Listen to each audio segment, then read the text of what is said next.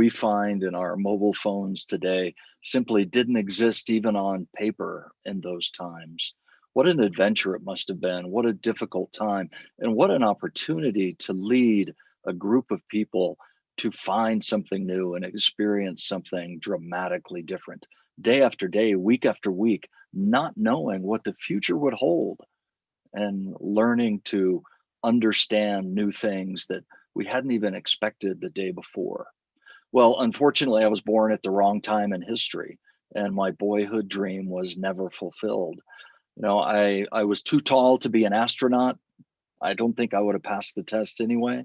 So the world was mapped, the ports were found, and the world has become a smaller place. I've often wanted this adventure. And then the year 2020 arrived, the year that is unprecedented in our lifetime, the year of the global pandemic, the year of economic chaos, the year of challenge.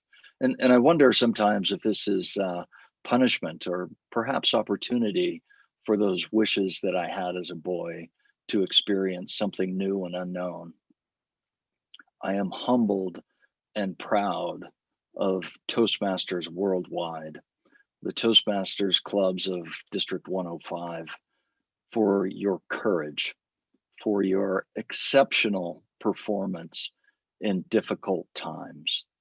It has been a year, and the adaptation, the quick move from meeting in person to meeting online, the ability of your district leaders to put together conferences and speech contests and essentially transition a way of working that had existed since the 1930s for districts, to transition that to an online format so rapidly and so smoothly with few stumbles. Thank you to each of you from our board of directors and the global organization, this global network of clubs, for your role in creating the Toastmasters of today, the Toastmasters of the pandemic year. We don't know what the future holds. We're still on that sailing ship moving into the unknown. We don't know when we'll reach port. And when we get there, we don't know what it looks like. Imagine a year from now, 2 years from now, we'll be able to look back, and at that time, we'll know. We'll have modified, we'll have innovated, and we'll be the Toastmasters of the future. I believe that we're up to the challenge, that organizationally we can do that. Thank you for being part of that and for being those who create the future of this fantastic organization. One of the questions that I often receive from our members is why. I'm going to share my screen and bring in some slides.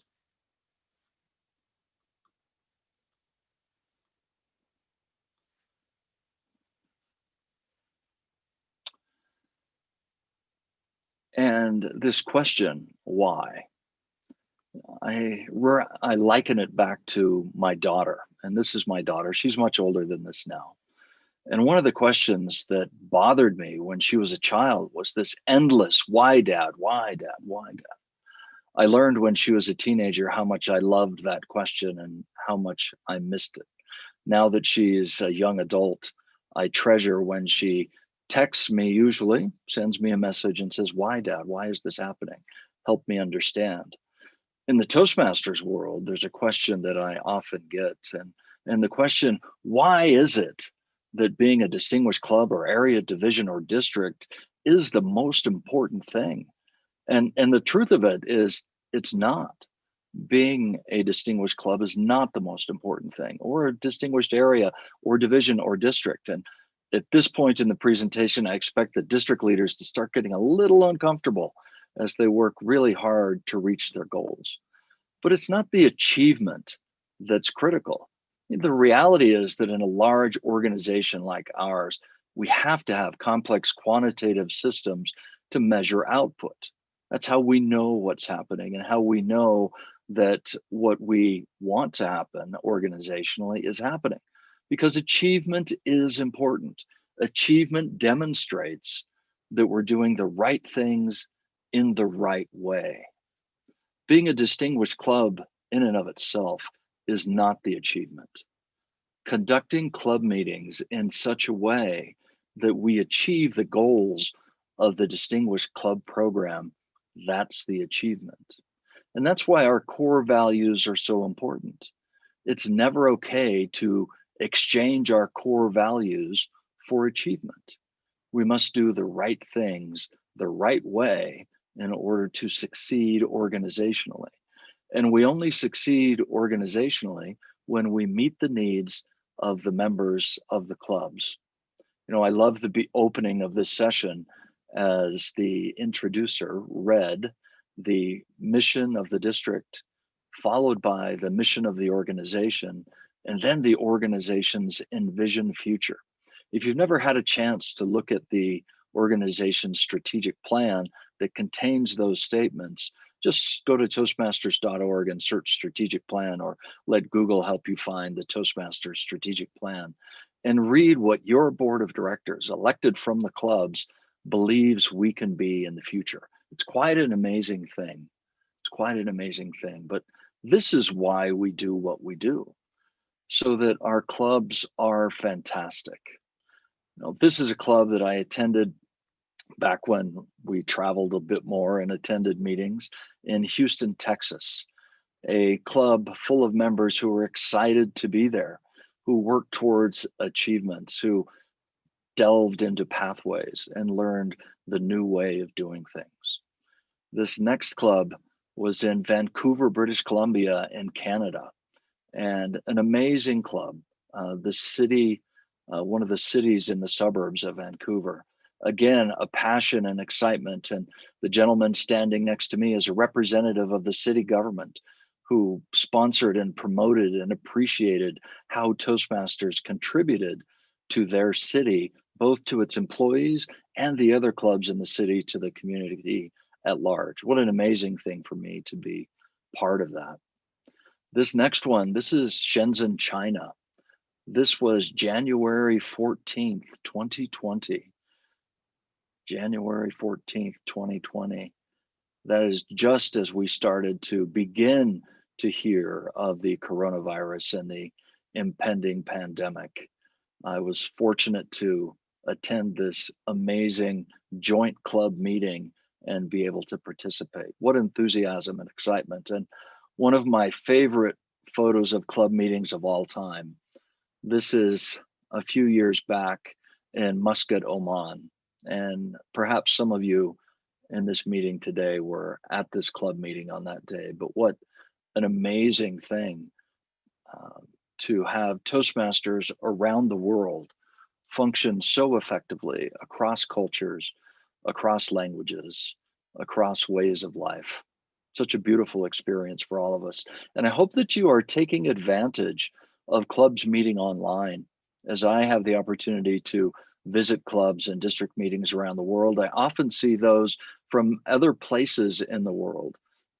And if you have not yet, I would encourage you to visit clubs online who are in places other than where you are, to see if the meetings are the same or if they're different, to learn something new that you can bring back to your club meeting, to gain an understanding perhaps of their culture and the way that cultures overlay and intermingle with Toastmasters and how Toastmasters meetings are conducted.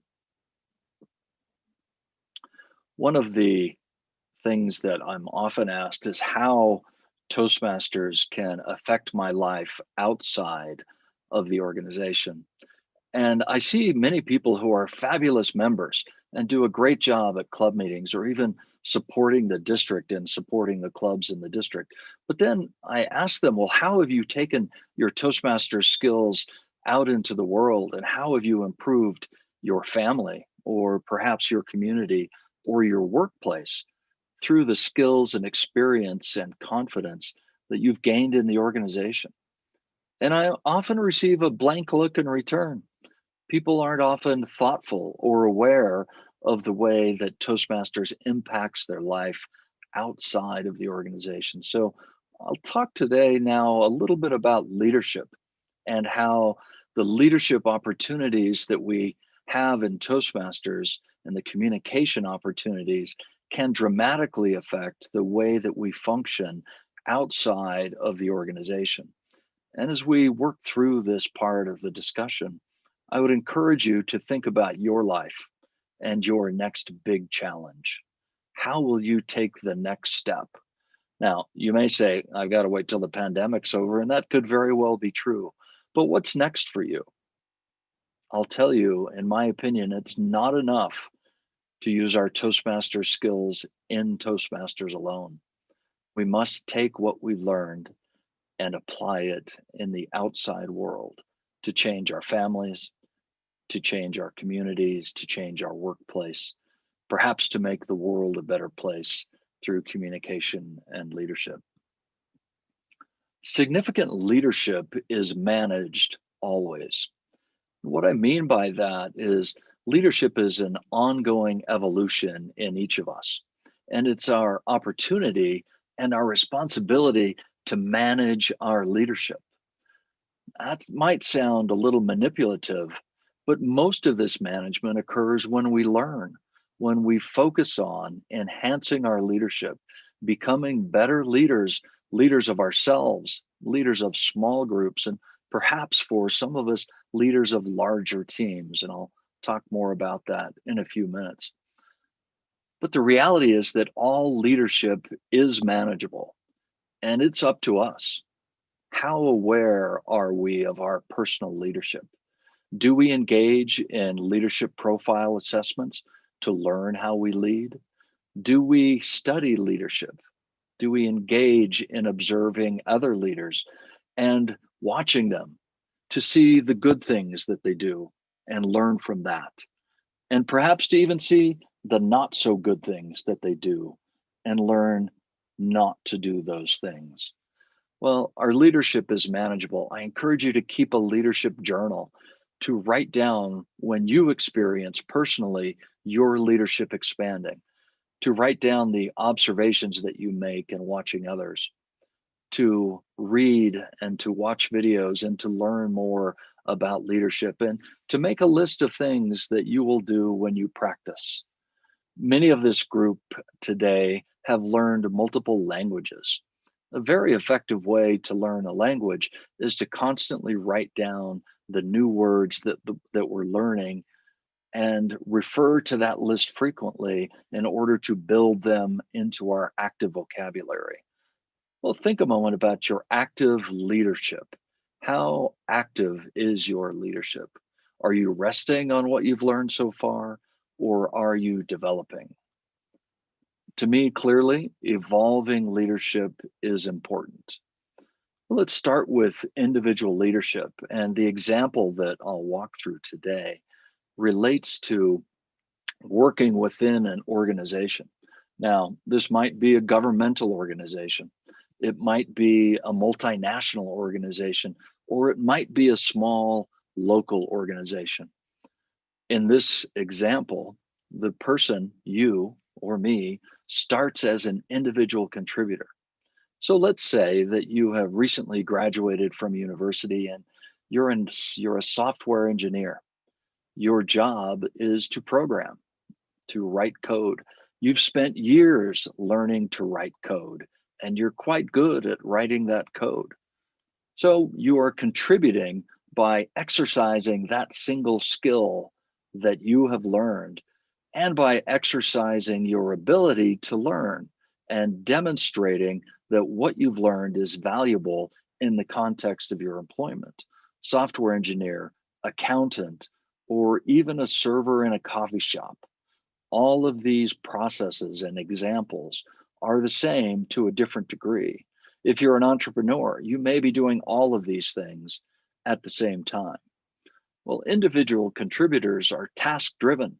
They need to accomplish something. They need to write code. They need to make coffee. They need to audit someone's finances. The skills that are needed are subject matter expertise. You need to be very good at doing what this task is. You need to have persistence and motivation. It might not be an easy task. You need to stick with it. You probably learned both of these when you were studying to be qualified for this job. You need to communicate with peers. You may have learned that before, or that may be something that you're learning while you're doing this role. Communicating with peers, we learn at Toastmasters meetings constantly. We walk in the door the very first time someone greets us and we respond. Over time, we become more comfortable. Over time, we become the initiator of the communication. We have to communicate with our boss. Our boss communicates with us often or maybe not so frequently, but we have to be able to respond. How many of us have felt the terror of being asked a question by the boss in front of a group of peers? Feels a lot like table topics. At club meetings, we learn to become better employees and better communicators. We learn to receive feedback. In club meetings, we receive evaluations. Those evaluations are critical to our growth. At work, we receive evaluations about our work. So we learn to properly receive evaluations. Sometimes we don't agree with the evaluations. And in Toastmasters, we may learn to hide that a little bit to keep it inside, because at work, it's not usually effective to be responding in an angry way to our boss when an evaluation is provided. We also learn to demonstrate trust. We have to trust our peers. We have to trust our boss. That might not be something we learned in school when our accomplishments were driven by our personal efforts and not by being part of a team or a group. The time span necessary to be a successful individual contributor, we only pay attention to hours or days to specific assignments. And our primary concern is simply to get the job done. Now, for those of us who are or have been individual contributors, we often wanted to become a leader, to become a supervisor, to become a manager. And in the audience today, please raise your hand, wave your hands around if you at any time in your life wanted a promotion and wanted to go on to the next bigger role. I think all of us have. Now, let's be honest, most of us want the next bigger role, not for the responsibility, but for the increased pay. The challenge is that very little of what we've done as an individual contributor qualifies us to become a team leader. The skills are dramatically different. Fortunately, Toastmasters helps us with these skills. Team leaders have individual contributors who are responsible to them and report to them. They're responsible for encouraging those contributors to get the job done, to make things happen, to accomplish on time or ahead of time, and to do so in a quality way.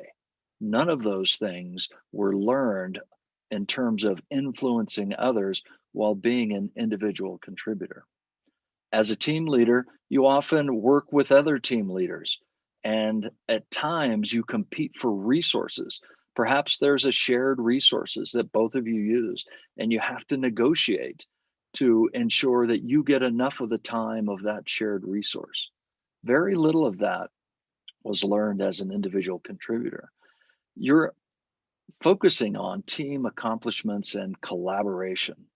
The skills that you must have are to motivate others. So far, you've motivated yourself. You need to learn to motivate others. Think about your role as a Toastmasters club officer, area director, the Toastmaster of the week, as an evaluator. You've learned to motivate people and you've practiced motivating other people. You learn to facilitate and negotiate. This one comes right back to being Toastmaster of the meeting. When that person drops out the day before and you negotiate with someone who isn't quite ready to give their next speech, but you convince them to do it and you bring them in, all of those are skills that we're learning at our club meetings that directly affect how good we can be as a team leader. We also learn to give feedback. You might be surprised to know that in the business context, most of those bosses who provide evaluation are just as frightened as the person receiving the evaluation, simply because they have little to no experience or training in providing evaluation. As Toastmasters, we learn that. We can give good evaluations and we know multiple methods to do that. Here is something interesting: a tolerance for ambiguity. Ambiguity is a huge part of leadership. Leaders don't know what's going to happen a few months down the road. Think about being in a leadership role last March and April as the pandemic spread around the world. No one could predict the speed of the spread, what would happen, or how it would affect their business. You have to be able to manage yourself and your emotions and your thinking when you don't know what's going to happen tomorrow. You're required to support culture. Now, as individual contributors, one of our favorite things to do is complain about the boss and the boss's boss and the boss's boss.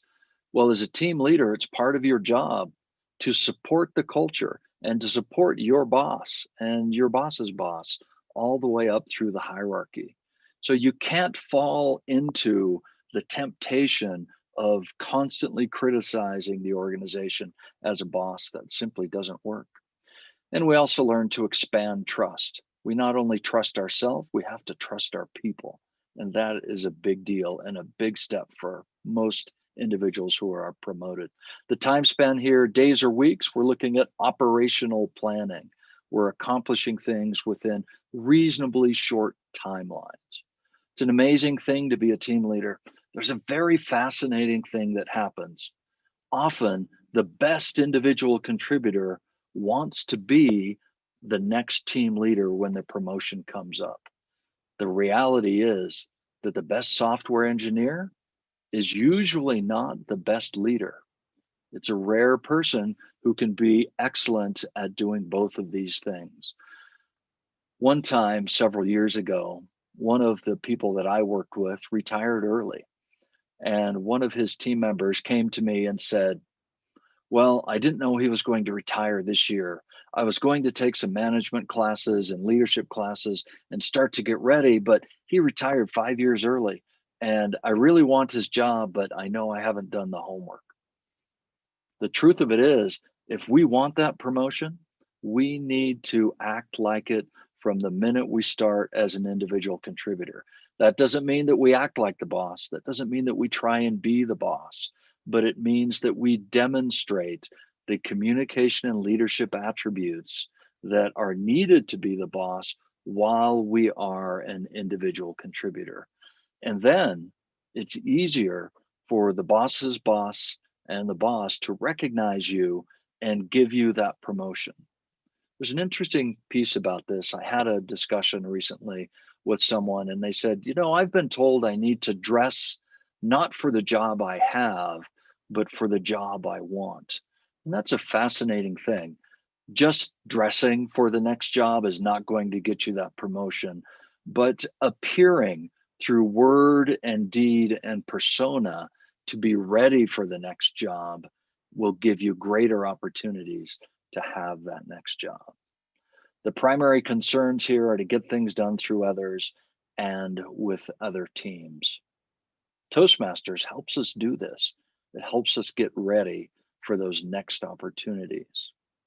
And while we're in those jobs, Toastmasters helps us continually refine our skills to manage and evolve our leadership. Managing our own leadership, very, very critical. Well, let's talk about the enterprise leader. This is the boss's boss's boss. This is way up the leadership tree in large organizations. In small organizations, it might be close. You might see this person, you might work with them very, very regularly. And again, why do we want this job? We probably want the increase in salary that comes with it, but we often misunderstand what the role is and what it takes to get there, the things that are needed to be successful in this job, and that we must have going into the job, at a minimum going into the job, and then we evolve and strengthen those skills once we're in the job. So the enterprise leader, comes as no surprise, manages multiple team leaders. That is a typical function. So now you're not managing individuals, you're managing people in teams. This is a fascinating one. And I'll go back to my lovely daughter. When she was in high school, one day she asked me, "Dad, what is it that you actually do at work?" And I thought back and I tried to figure out what had happened in the evolution of my career from individual contributor to team leader to enterprise leader. And I reflected upon the different things that I did. As an individual contributor, I was focused on task. As a team leader, I was focused on the members of my team accomplishing things and less focused on what I was individually accomplishing.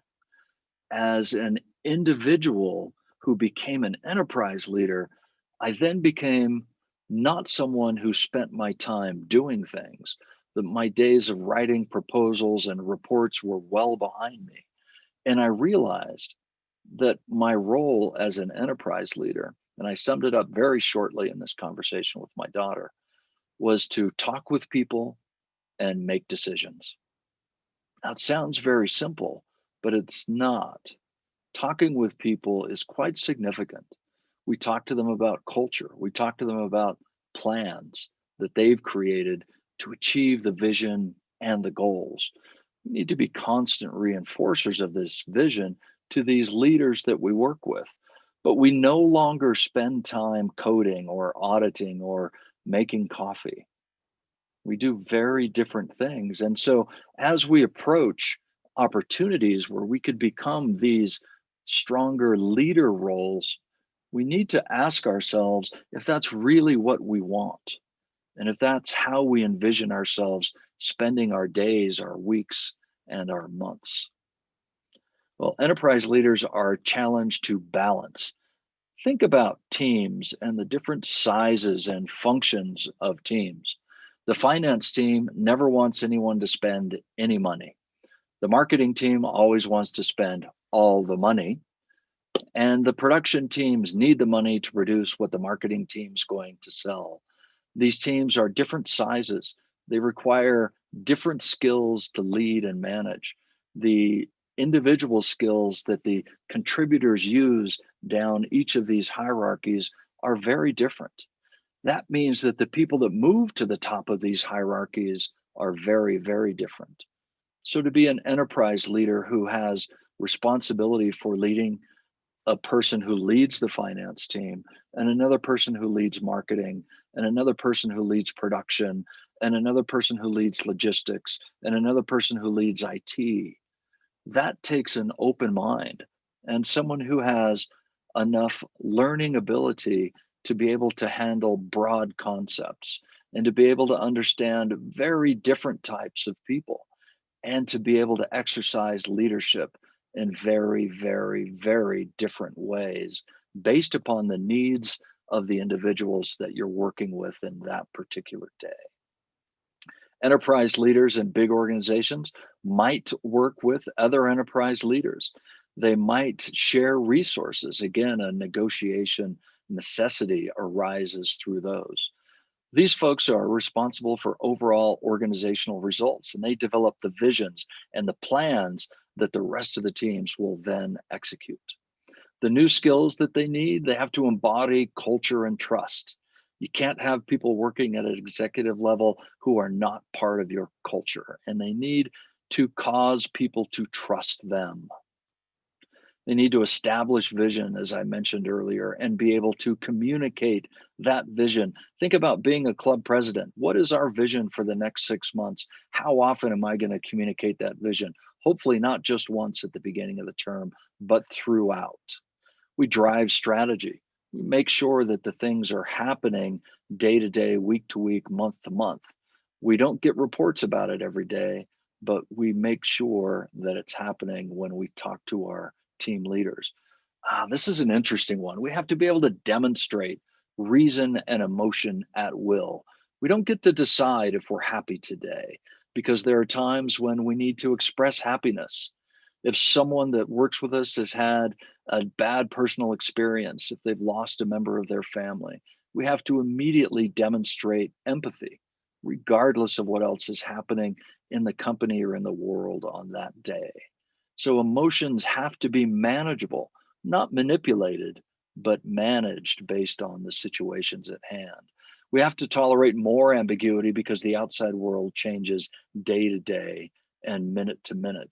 And if the world changes significantly, we may have to change all of our strategies in order to accomplish what we're doing. We have to sense patterns in information and behavior. And what I mean by this is we don't have all of the information all the time. Sometimes we just have little pieces of information that, when assembled together, provide us more of the larger picture. There's a rule that says if we have 70% of the information, we need to be able to make the right decision. If we wait until we have all of the information, it will be too late to have made that decision, especially in the context of competition and a changing world. The time span could be years or more. Strategic planning opportunities here.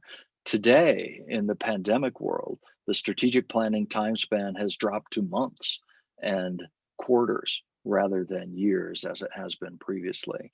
And our primary concerns are to ensure that our teams accomplish the components of strategy,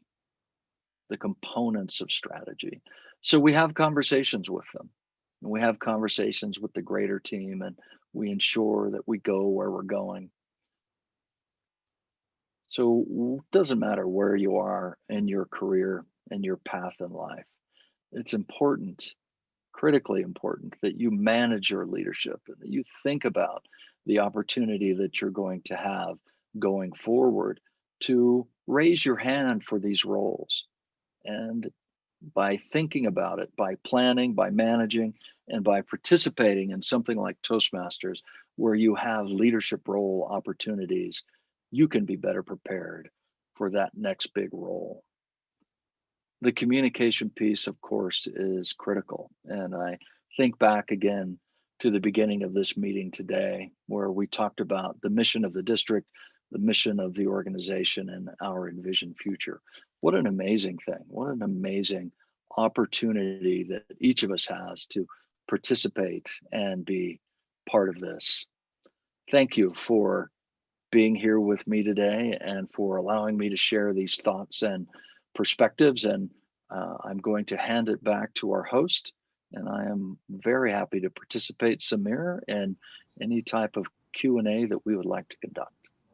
Thank you very much. A big round of applause and on the reaction button if you're not putting your videos on for Daniel Rex.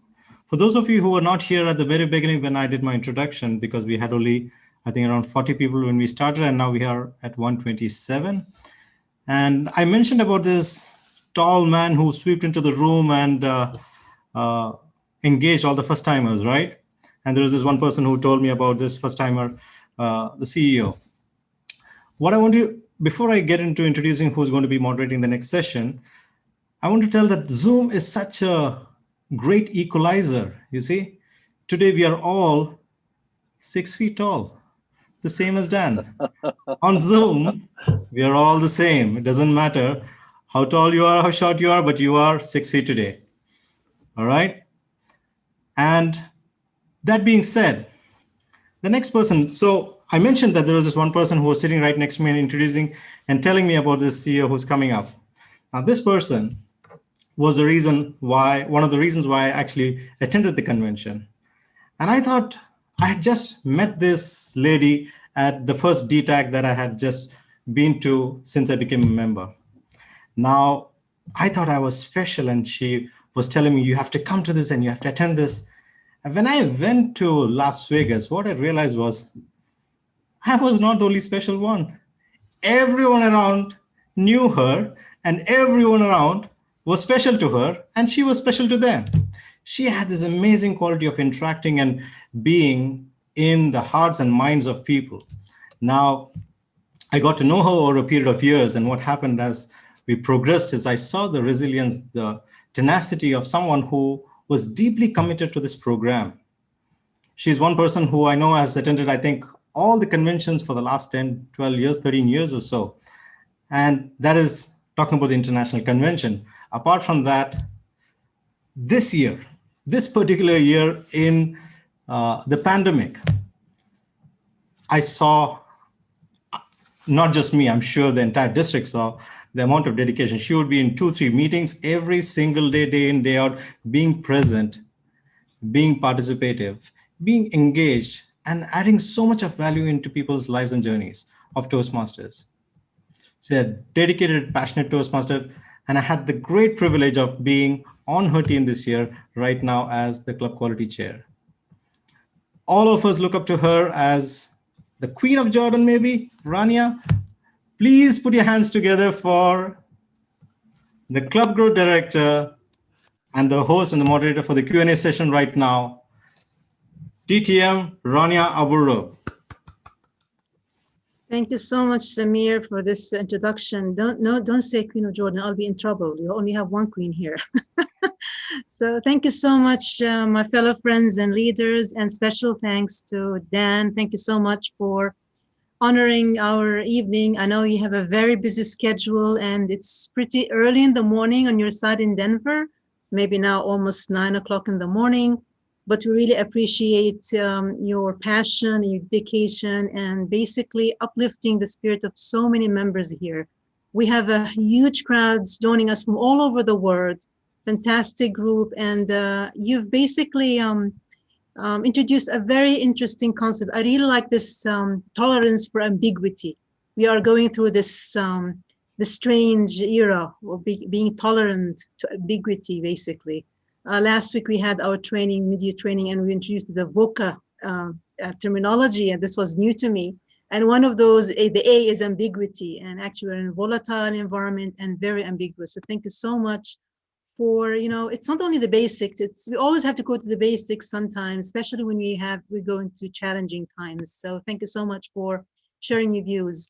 And I have a number of questions that were shared already before. When we sent the invitation, like over 12 days ago, many questions came with the invitation, and now a number of questions just shared by the participants. So we'll handle them one by one, if I may. So one of the questions here says, Rania, before yes, you go ahead, yes, please. I just want to thank you personally for inviting me to be part of this. I look back fondly on our many opportunities to say hello at the conventions, and thank you for being who you are as a leader and as a person. Thank you, Dan. That means a lot to me. Thank you so much. Thank you. So let's proceed. The first question. In your talk, you mentioned support the culture and supporting the boss does not always work. How to overcome this challenge? Oh my, each of us have to overcome that in our own different ways. The bigger challenge is if the boss is not supporting the culture, and the most difficult situation that we find ourselves in is needing to manage up. And what I would say is that if we're not feeling the right culture from our boss, but we know what the correct culture is, then we have to work harder to embody and personify the proper culture. We don't have to ever support culture that is broken or wrong. If we're in a situation where that's happening, it's important that we continue to accomplish the work, but that we don't adopt a bad culture and that we don't stray from our personal values. If you find yourself in a significantly negative culture, then it might be time to go somewhere else and to put yourself in a different place. Often, the senior leaders will identify the person who is driving bad culture and remove them from the equation. But often that also doesn't happen. So it can be a very difficult position to be in. Thank you for that. And how can we as members identify whether we are qualified to be a team or enterprise leader? Well, we have to talk with people. And I think it's very important for all of us to make sure that we have a good mentor. And we can have a peer mentor who is about at our level, but we should also have a more experienced mentor. And we need to give that mentor the authorization to tell us the truth about where we are in our leadership development, and then to work with us in order to become. There are folks who will always raise their hands and always want that next job. They're not often the ones who are most qualified or would be best at doing that job.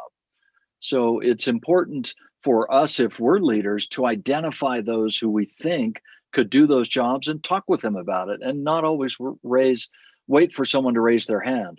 That doesn't mean that we pre-select leaders and that we pre-select who's going to win an election. But it is important to identify individuals whose leadership is strong and it's being managed and it's growing and who have the skills, and let them know that they're qualified for those roles. And to go back specifically again to your question, how do I know? I need to talk with people. It's not good enough that I think I am.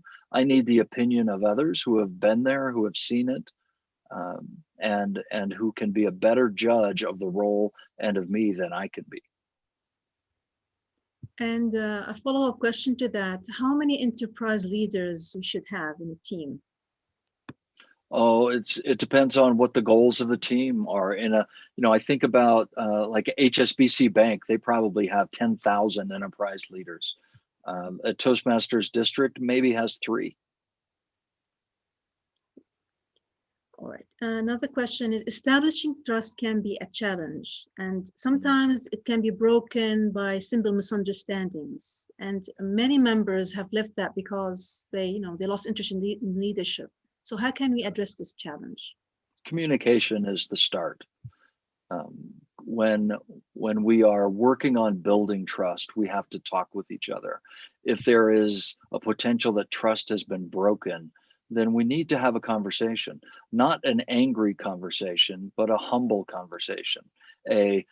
This happened and I'm confused. I'd like to understand more. Can you help me understand what happened and why it happened, so that I know, rather than you were wrong to me and I'm angry and I'm going to try and humiliate you publicly. That doesn't ever work. And that is incredibly destructive. Another question is, should the vision be fixed or flexible depending on the status quo? In my view, a long-term vision should always be fixed. The strategy and the tactics should always be flexible. This question comes as well. Where do you see the organization post-pandemic? That's a great question. And my view of this changes about every month. And it's because the world is changing and information is changing. Now, more than 80% of the clubs that existed in March 2020 are meeting online. As we went through the introduction, I realized we don't have 350,000 members anymore. We don't have 16,000 plus clubs anymore. We have contracted globally by about 20%. Your district and your region is one of the exceptions to that. You're leading the world in maintaining and growing a little bit, and that is fantastic. We're going to be a little smaller and we're going to be stronger, because the clubs that have continued have realized that innovation is critical. They're focusing, and to go back to the previous question, on the vision. The vision is there, and the vision is spelled out in the club mission. This is what we do. How we do it, that's changed. We're doing it online in most places in the world now, rather than in person. How is that going to look afterwards?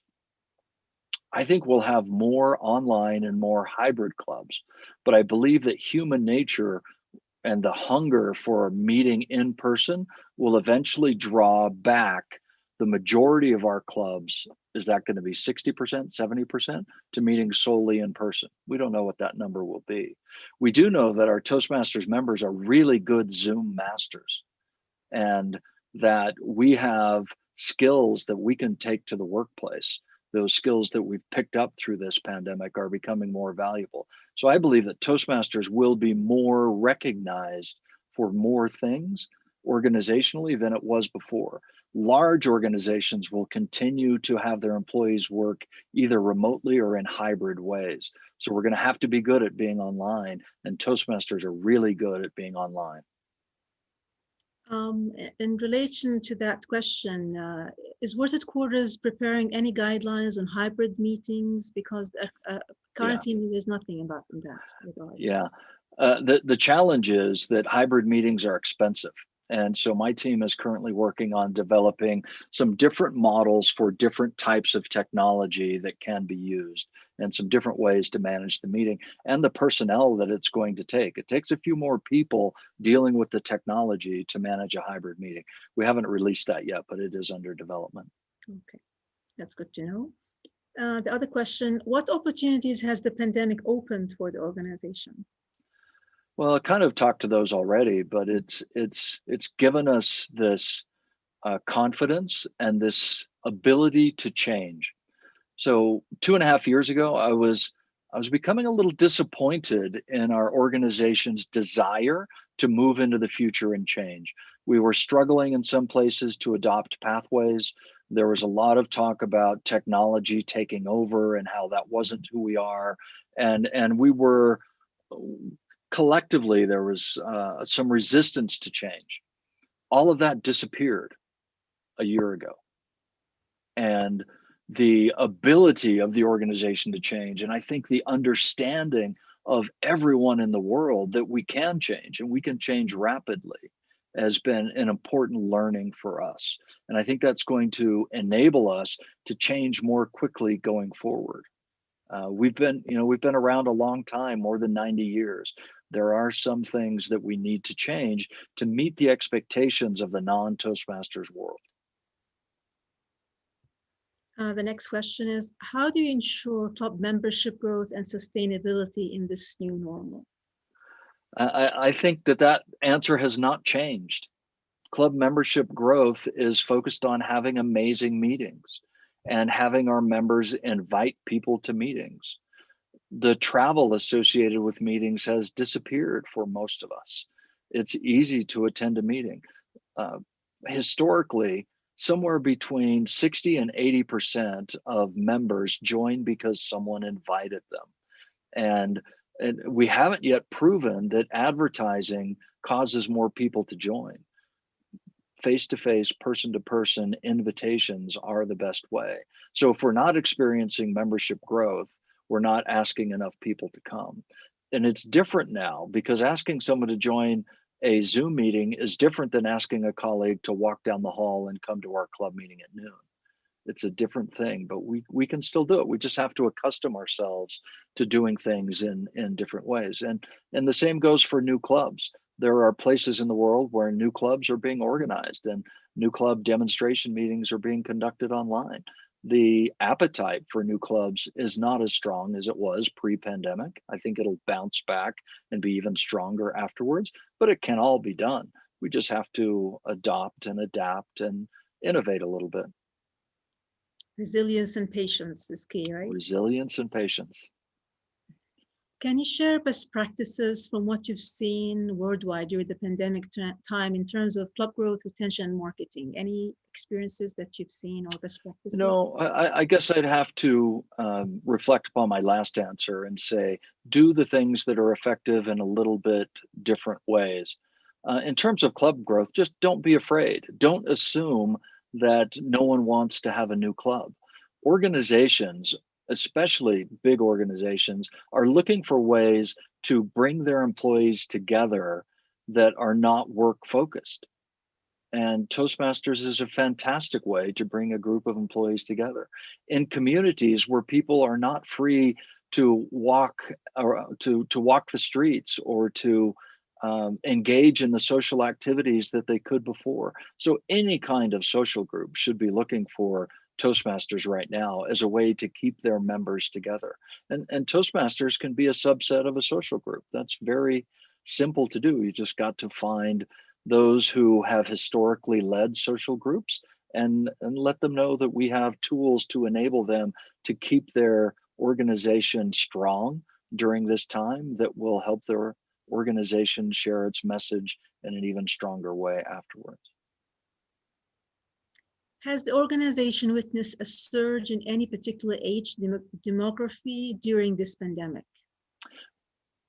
No, and that surprised me a little bit because I thought that we would have a stronger or perhaps a more focused growth in, say, the 25 to 35. We've not seen that. And part of it is that there are many clubs that are going back through their rosters of previous members and getting previous members to join. And that's proven very effective. For those that were just tired of the travel to get to meetings, there's no more travel. And they've been able to come back. So there might be an increase of a different demographic coming in, but it's being offset by alumni coming back to clubs. So we're not able to measure it in a way that we might have thought we could. Do you anticipate the membership to grow in online clubs versus physical clubs? Sure. I think that online clubs will now always be part of who we are. Going into the pandemic, it was less than 2% of clubs were either purely online or meeting in a hybrid way. And now we're at 80% of the original number. Nearly 100% of active clubs are meeting online or hybrid now. Where that ends up, I don't. There's no data that can give me a way to make an educated guess.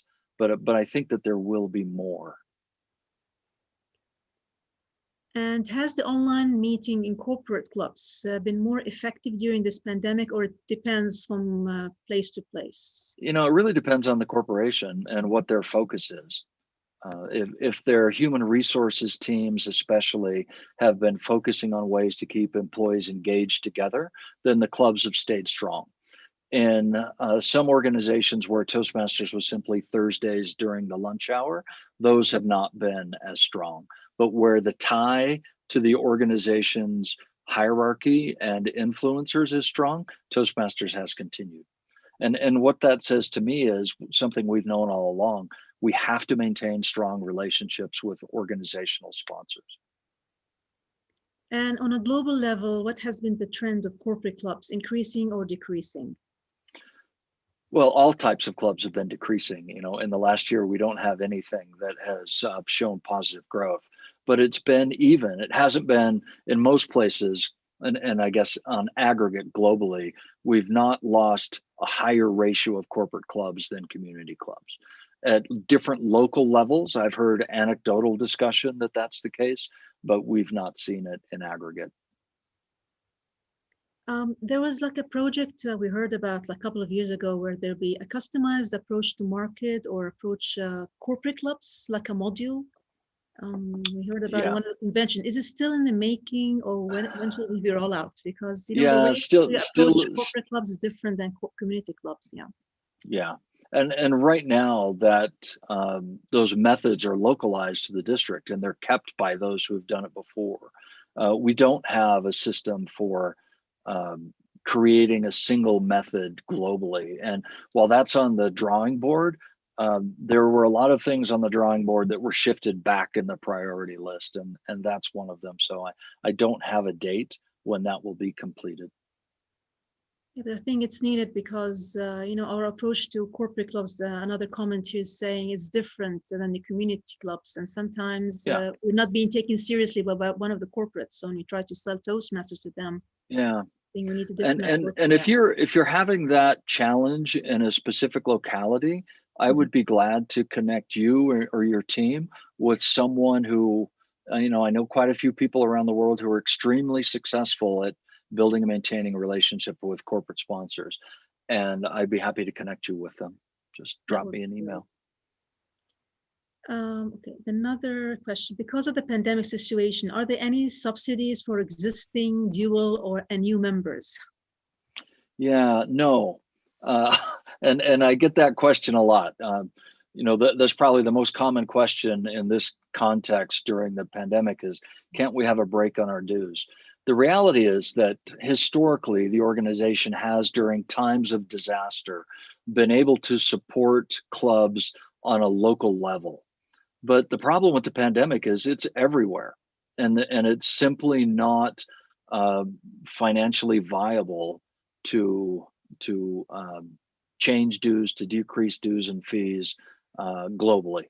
And it wouldn't. We've thought about it and talked about it. There's not a fair way to say that this geographic location merits it more than this geographic location. I get this question from Toronto. What is your vision for Toastmasters in 10 years? I think probably you answered that at the beginning, but she's specific. Yeah. 10 years from now. Well, I'll start with the corporate vision, which is for us to be closer to being the first choice provider for communication leadership training. We have to be much more efficient than we are. And so part of my staff's job is to make delivery efficient and to make roles easier. There are too many roles at the club level and at the district level that take too much time and a lot of work. And we're going to invest an enormous amount of our annual resources in upgrading technology over time. So from an infrastructure and support way, that is going to enable efficiency and I think quality at the local level. I don't think that Toastmasters as in its core function will change.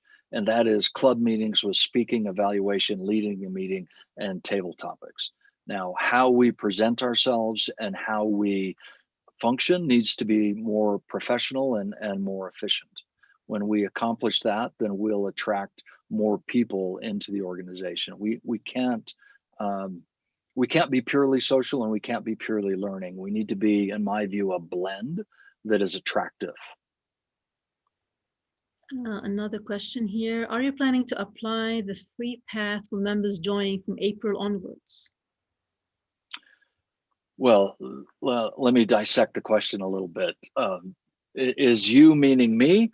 That's not the kind of authority that I have. Organizationally, I would have to say we don't know yet. Those are the kinds of things that are, we're hearing that. The free path was a very popular thing to have happen, and I think was a good demonstration from the organization and acknowledgement that we're all in rough times. It would not surprise me if that topic is discussed again, but I wouldn't want to guess what the outcome of that discussion would be. But I think it's a cool thing that we should consider. It's a cool thing, actually. It would be lovely to have this again. I mean, it's a boost for the members. And how about the new club incentive? Any plans to extend it beyond this month? I'll say same answer. Not clear. Same answer. Okay. Yeah, it's it is very likely to be discussed in short order. All right. Now, the last convention had the largest attendance as an international convention. So what was the biggest tangible outcome that came out as a result of this experience? Oh, so much came out of this experience. A huge learning curve for my staff. We had some stumbles in those beginning days, and overall it worked out well. What we heard from members was, wow, this was great. This was fun. I got to see more of the world. I got to hear more from people around the world. Let's do this again. And we also liked that it was free. It's so different than the personal cost of attending the international convention in terms of travel and lodging and meals and all those things. So what we learned is that we need to find ways to share as much of the convention online going forward in a live way. And that's a huge challenge that my team is working on. There was also a lot of, in the evaluations, a lot of discussion about, I want some more focused education and some more learning in addition to what I got. So I think that was a good pickup for us as well. Well, I personally been to so many conventions, that, and I really miss the interaction. I mean, nothing overcomes, or basically would replace the interpersonal communication. But I mean, it's a new norm. So for this year, what do you expect it to happen? Hybrid, online, physical, or not clear yet? Not clear yet. Optimally, I would love every convention in the future to be a hybrid convention where we have online participation and live events as well. We don't know yet, and it changes, seems like every week, if there is going to be an opportunity for us to come together physically in the same room this year. And those decisions will have to be made in the upcoming weeks and months. Another question is, what is the biggest challenge the organization is facing right now? Oh, holding itself together. We're doing pretty well with it. At 80%, we've lost 20%, so we're about 80% of what we were. That's a huge income loss. So trying to balance the travel of the board members and the region advisors who support district leaders and will come to your conferences. Our staff is not as large as it was a year ago. So managing the resources properly of the organization to keep us strong enough so that when we come to the other side of the pandemic, we can experience what I predict will be a near explosive growth. Toastmasters historically has done exceptionally well in times of economic difficulty. People want to differentiate themselves from those they're competing with for jobs and build their skills and network. So 2011 was the best year in terms of percentage growth that we've ever had as an organization. And that was right at the tail end of the global financial crisis. So I expect that once people are able to be back in the same room, we're going to again experience near explosive growth. We have this. There's one comment also from Toronto. It says they would like you to know that they're willing to volunteer to assist to hold the organization together and to please offer those opportunities to volunteer. Thank you so much, Iona, all the way from Toronto. Thank you so much. Another question is there a plan to create satellite offices so that Toastmasters can receive, the members can receive support in terms of helpline or merchandise? Yeah, that's a very complicated question. Satellite offices are phenomenally expensive, and we've done a lot of research with companies who could outsource some customer service to multiple time zones. The challenge that we're having is we don't have time zones that require the level of support that would justify the investment. So none of the time zones outside of the North American time zones have a density of membership. So I think it's more likely that customer service would be 24 hours a day so that you're able to get it during your regular times in the shorter term rather than having satellite offices.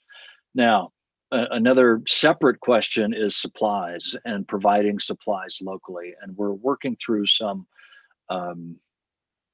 models and some tests right now in different parts of the world. And once we create a system that I anticipate that we will have merchandising centers in multiple places around the world, those are not likely to be directly tied to customer service. Another question here, are there any plans to have paths for specialized skills like debating, podcasting? Yeah, debating is a fascinating one. And historically, we've had debate materials that no one ever used. But we have a few adamant debaters who really want to engage in debate. I think so. I think so. We don't have a bunch of paths on the drawing board right now. But as Pathways evolves, and it must evolve, just as the communication leadership program of yesterday evolved over nearly 90 years, I can see that we'll have more specific areas of focus and study, like the humor path that was nearly all humor. So to overlay other types of paths that include some current content and then some new customized content to the topic, yeah, that's the likely future direction of Pathways content. There's a comment coming from Kuwait that basically there is the chat app on the website, but sometimes it's not always on all the time. So Right. why can't we have a permanent solution available for access to members all the time? Yeah, it comes down to resources. That customer service group is not as large as it was a year ago, and it's the way we prioritize is phone, email, and chat. So if we're up to date enough on phone and email, then chat comes on. We're looking at some different methods of managing that chat going forward. So I'd expect it to evolve, but just quite simply, our resources are stretched thin right now. And if you're not getting a 2-day turnaround on email or being able to chat all the time, that's not surprising. There's another question also coming in the chat. There seems to be a focus only on increasing the number of clubs, whereas the older clubs are basically suffering. Shouldn't we focus on remedying the problems being our main focus instead of increasing the number of clubs? What's your views on that? So I'd go back to the first 10 minutes of my presentation when I talked about why we do what we do, and it's not about the numbers. It's about quality, and we use measurements to define that. I mean, the district's role has always been, since 1937, I think it was, till now, to build new clubs and support clubs. Efforts to support clubs are more significant now than I've seen them in my 30 years with the organization. There are districts that have finally started to pay attention to the second half of the district mission. I don't think that it's ever okay to focus solely on new clubs and allow clubs to die. But the primary responsibility for club strengthening is the members of that club. And if a club is not strong, then the self-analysis needs to be done by the members of the club. Only if there are people who don't have the experience and in the background and the ability to help the club rebuild itself, only then is a district team to be sent in my opinion. I've been a club president of clubs that were struggling immensely. I remember one day we had about 6 members in our club. I was the club president, the Toastmaster of the day, an evaluator, and I think the table topics master. We had 2 guests come, and I begged them to join. And our problem, it wasn't our meeting, it was our location. We had a bad location, and we didn't understand it. We changed location. The club's been President's Distinguished for the last 18 years. We figured it out. We stepped back and we did a real analysis, and we solved our problem ourselves. Another interesting question. What are your key performance indicators then? Oh, there are a lot. The ones that I look at most are renewals, our members renewing in clubs. To me, that's the easiest measure of club quality. I look at, in terms of trending, the number of new clubs, the number of new members. And then, at year end, of course, I look at the distinguished results and throughout the year process there. But there's one net number of clubs, paid clubs per year, to me is a huge indicator of health. Distinguished club percentage is right around 48, 49% every year. To me, that means that we're not holding quality meetings. Because if we're holding quality meetings, we're going to have more numbers and we're going to be distinguished. It's generally as simple as that. There may be exceptions for clubs that exist in places where there's not the possibility to grow bigger, but generally that's the case. Those are the things that I look at, every week, every month. Another interesting question. Members who worked with the traditional program believe that it is much easier now to get an education award compared to the old program. It used to be more challenging. And so are there any plans to upgrade the requirements in the Pathways program to achieve the DT? Well, it's not my belief that if something is difficult, that should be the measure of whether the program should be changed or not. There's a saying that my dad used to tell me when I was a boy, and he'd say, we had to walk uphill to school in the snow, and after school we had to walk uphill home in the snow. Difficulty is not the measure. Historically, fewer than 10% of our members ever achieved a CC. Think about that. Fewer than 10% of our members ever achieved a CC. So in the design of Pathways, there was very deliberate action to ensure that members could accomplish and reach education award levels faster and earlier. The world wants recognition earlier. It's different than what it used to be, yes. Did you know that the CC in its previous incarnation as a CTM once had 15 projects? And when that was changed to 10, and that was more than 30 years ago, there was concern because it was different and it was perceived to be easier. I'm not sure that should be a driver in organizational decision making. Members feel that the competent communicator's manual should be back, and some believe that let me cut you off. So members feel is a hugely broad statement. Yeah. And That feels like all members in the entire world, and that's simply not the case. There were certain hard skills that are in the CC manual that are treated very differently in Pathways. As Pathways evolves, it won't surprise me to see some of those harder skills brought back to the early levels in Pathways. But to think that the CC manual would be turned into a path and put into Pathways, I can't envision that ever happening. There's another question related to that some basically they attribute presentation mastery to be similar to the CC manual. So how about having the presentation mastery as a compulsory path, and then the member would have to add another 2 paths to become a DTM? That's a very interesting one, and it won't surprise you to know that I've heard that before. And as Pathways evolves, those are the kind of thoughts, suggestions, questions that we put together in front of the group that will make the decisions to evolve the program. And the way that works is that the professionals in instructional design and educational development on my team will create a series of options, and then we have discussions with the board who eventually makes those decisions. I don't anticipate any significant changes in the organization until we're on the other side of the pandemic. So none of this is tomorrow.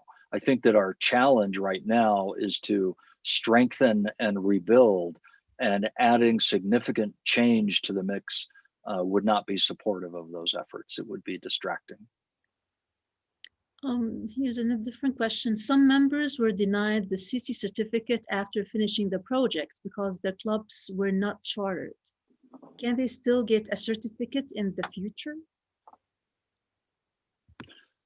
Well, that's another very broad question, and I'd have to understand the details of the timeline and all those sorts of things to be able to answer that. Okay. Yeah. So maybe you should contact the organization for more details. All right. Yeah, but it's been now more than 6 months since the sunsetting of the traditional program. I'm not convinced that we're giving any more CC certificates. Duplicates of old ones, perhaps, but if the award was not applied for and received within the time frame, I can't see that happening. Are we going to be able to pay our membership dues online? Yes. We've been there are a bunch of IT people in this group I know, and we've been in the process of replacing our ERP system.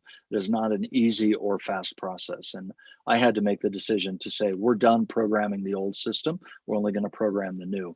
Once the new system's in place, we anticipate putting in a system, and I don't have a date for this, where when someone wants to renew, they simply put their payment information in, it's approved by a club officer, and the payment occurs, so that payments go directly instead of needing to all go to the club and then have the club pay. Now, you're going to have to figure out different ways to manage club dues for clubs that have local dues, but yes, direct payments will happen.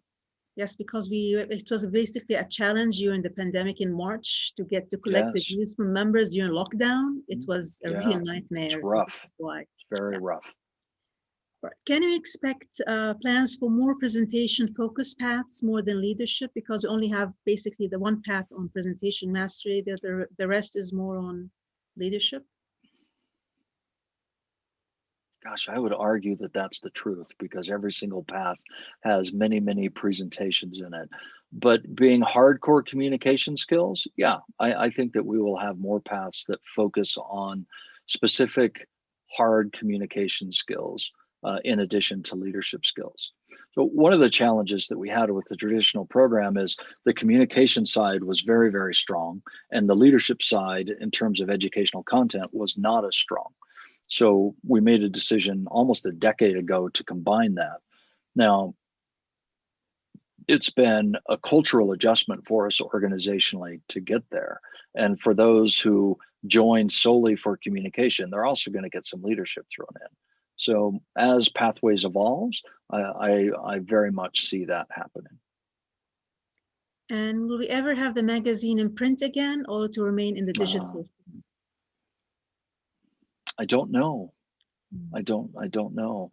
For a while when the global mail system was shut down, it didn't make sense to print financially.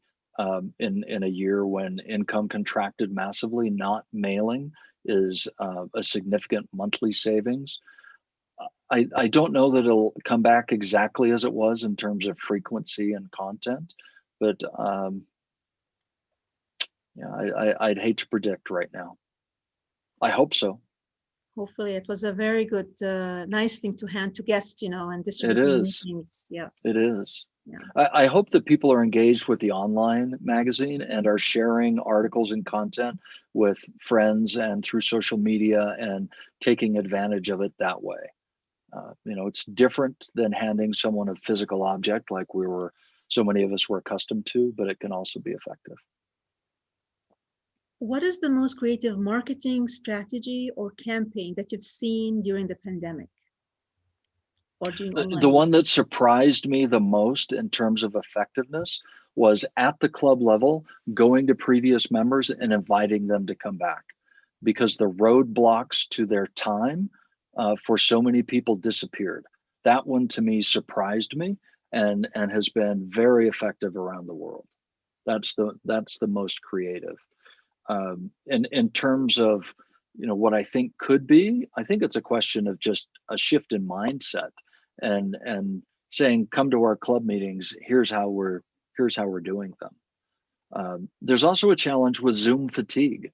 The club that I belong to, in the first months of the pandemic, we had consistently 30, 35 people at our meetings with 5 to 7 guests from all around the world. And I invite you to come to our meetings, by the way, Toasting with Altitude. Now we're 25. So, I think in some ways people are just tired of being on Zoom every day, all day, and are managing their life and trying to create a balance away from that. I don't have that luxury. I spend my life on Zoom, as I know many of you do. And one last question. Why do you do what you do then? I saved this for the last. I've never had it asked in quite that way before, but so I've now been with the organization more than 30 years and realized that part of my introduction needs to be updated. I came in, I went to my first club meeting when I was in graduate school, and it was a good experience in that it introduced me to Toastmasters, but I thought at the time I was really good in terms of speaking, and didn't think that I needed to come back.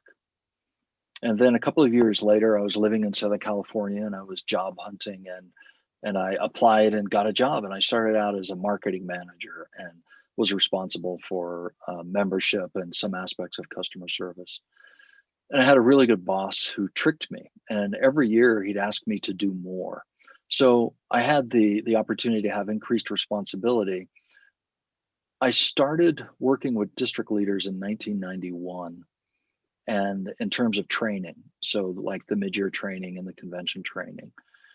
And I soon realized what an impact Toastmasters makes on the world.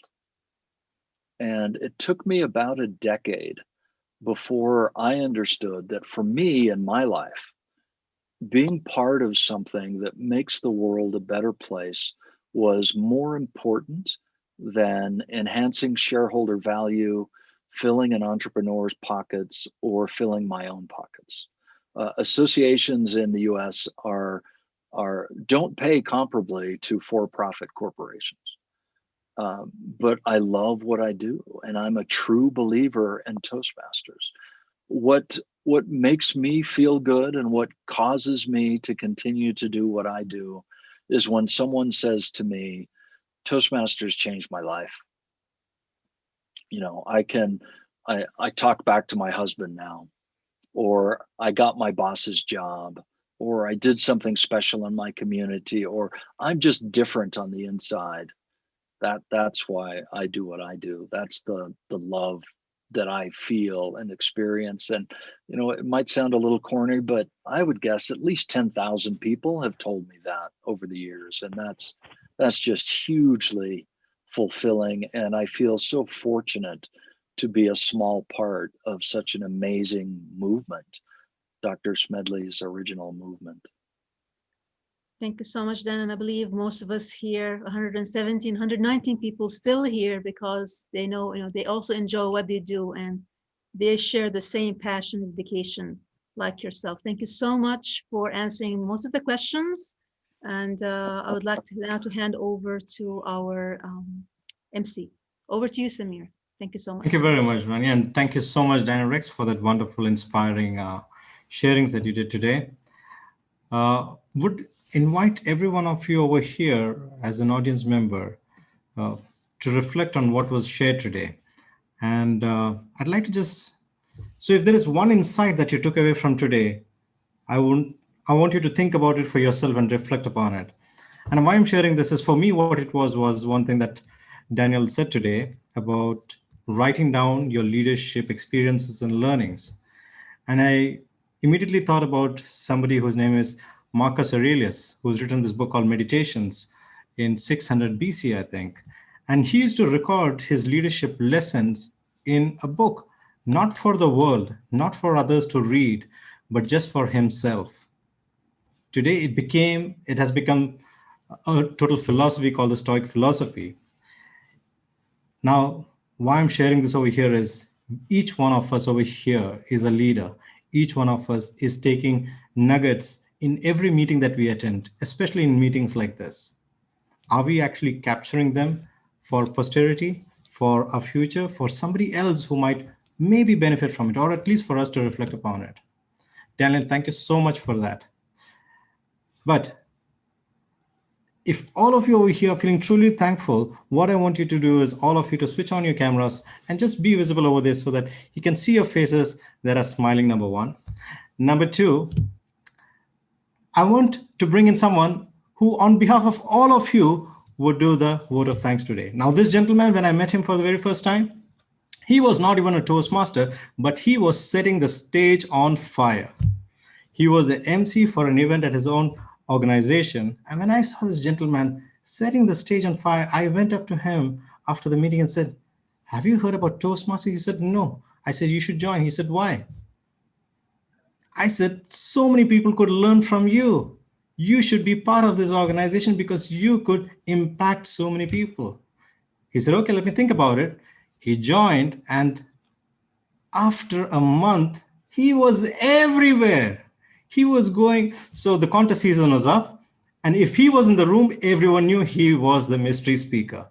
It was no mystery that this gentleman is not a mystery speaker, and he's not a mystery to anyone over here, I'm sure, because he is the man who has coined meetings to be fantastico in this district.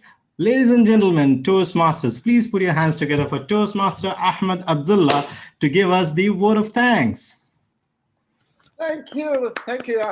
Thank you so much, Samir. I can't hear anybody clapping, so I'm going to clap for myself too, so thank you. No, I'm just playing, I'm just kidding. Thank you, Samir. Wow, what an event tonight. I mean, I've seen 5 of these events in the past. Tonight is the 6th event for the club growth team. What an incredible event, honestly. Tonight, actually, at times, our own light goes out and is rekindled by a spark from another person. You might be thinking who that person is. Our key note speaker tonight shared so many incredible insights. Each of us has a cause to think with deep gratitude of those who have lightened the flame within us. And Dan, all I can say, you did that tonight. When I actually read the name of the event tonight, why we do what we do, I was thinking about it, and I've been thinking about it since. And I've been thinking about it throughout your conversation, why we do what we do. To me, gratitude makes, I'm here to say thank you to you. I'm here on behalf of 5,000 members across District 105, across 4 countries, in more than 250 clubs. Honestly, joy is the simplest form of gratitude. And on behalf of all of them, I just want to say a huge thank you to the insights and the messages that you shared tonight. They were heartfelt. It came from 30 years of experience. It was not just textbook, stuff that you shared. It was stuff that you really believe in and experiences that you actually lived in. And my key takeaway is that if you have 70% of the information, make the decision. Otherwise, you're late. Sometimes we tend to wait too long.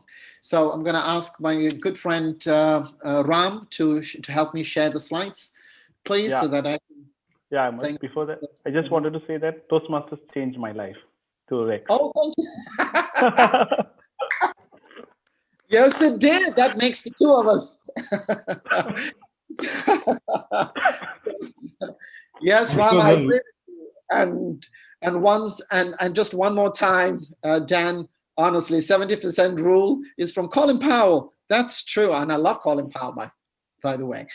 So again, keep rolling. Thank you, Ram. So Dan, thank you. Thank you once again on behalf of District 105. We really appreciate you taking the time for coming out and spending some time with us and actually sharing your insights and your perspectives. You spoke a lot about leadership. You spoke a lot about giving and not expecting a lot in return and why we do what we do. And I think that is key. And the next person is, of course, our district director, DTM Nelson. DTM Nelson, I mean, I love the way you shared the story of the power of pause. That was amazing, honestly. The power of pause. And every time I think about the pause, I'll remember you. DTM Nelson, thank you so much.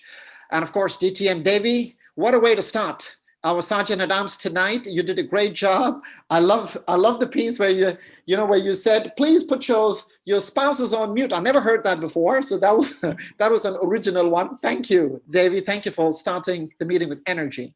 And of course, our MC, our one and only MC.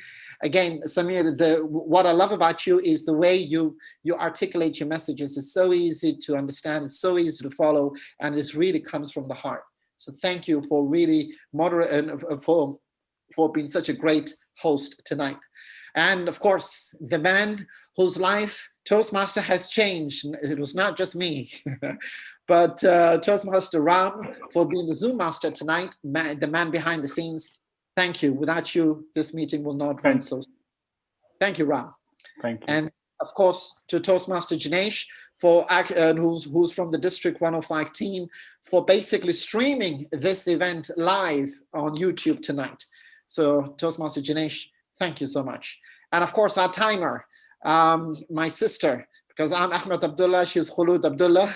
So thank you so much to Toastmaster Khulud for being an incredible timer and for keeping us on time and on check. And Toastmaster Arnold. Toastmaster Arnold is, what can I say? Toastmaster Arnold is the man behind all the creatives that you see from the Club Growth team. Every single flyer that you see, every single creative is from him. And last but not the least, thank you to, thank you to me. No. Fantastico, Toastmaster Agamath. Yeah, fantastico. Thank you.